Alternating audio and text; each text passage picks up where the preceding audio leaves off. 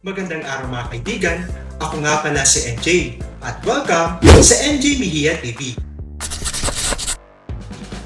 Dito sa ating channel, pag-uusapan natin ang mga paksang may kinalaman sa kultura, buhay, at politikang pang-Pilipino. Kaya, kung interesado ka sa mga paksang ito, siguradong magugustuhan mo dito. Huwag na rin kalimutang i-like, share, at mag-subscribe na rin para sa ating channel.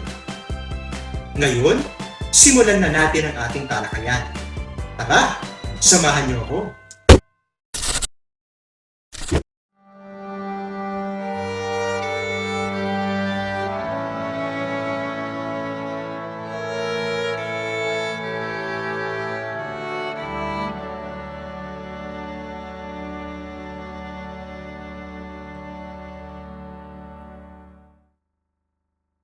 Ang ika-43 na kabanata ng Noli Me Tangere.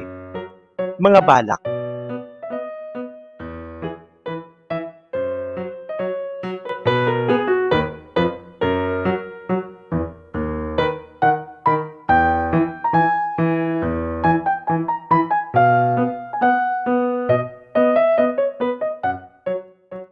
Sa kabanatang ito, ipinakita ang malambing at emosyonal na eksena ni Padre Damaso sa harap ni Maria Clara. Hindi pinansin ng pare ang mga nakamasid sa paligid at buong lambing niyang hinawakan ng kamay ng dalaga. Sinasabing hindi siya mamamatay. Napansin ng lahat ang labis niyang pagmamahal sa kanyang inaanak.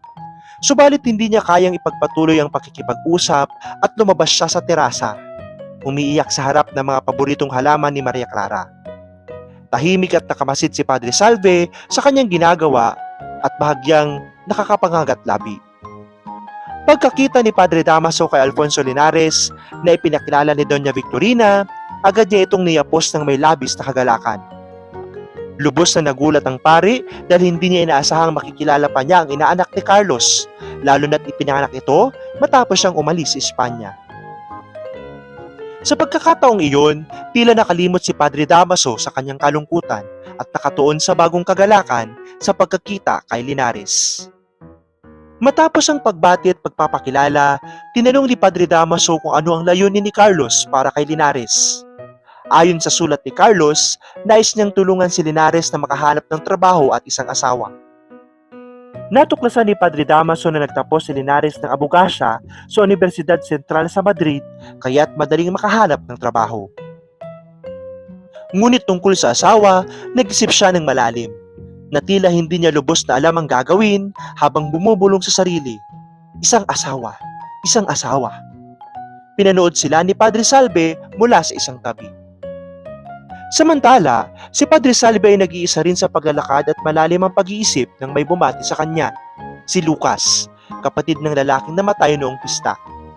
Humingi si Lucas ng payo kay Padre Salve tungkol sa bayad pinsala mula kay Don Crisostomo. Ipinaliwanag niya na binigyan lamang siya ng 500 piso bilang abuloy at ipinagbawal na bumalik. Ngunit nagpakumbaba si Lucas at humingi ng gabay, naniniwalang mabuti ang payo ng pari. Sa huli, pinayuhan siya ni Padre Salve na umuwi, magpasalamat kay Don Crisostomo sa hindi pagpapabilanggo sa kanya at lumayas na nagpakita ng malinaw na hatol at paggabay mula sa kura. Sa kabuuan, ipinakita ng kabanata ang dalawang magkaibang eksena. Ang damdamin at lambing ni Padre Damaso sa kanyang inaanak at ang disiplinado at mahinahong paggabay ni Padre Salve kay Lucas. Makikita rin ang malaking papel ng mga pare sa buhay ng mga kababayan, lalo na sa usapin ng pagmamahal, gabay, at katarungan.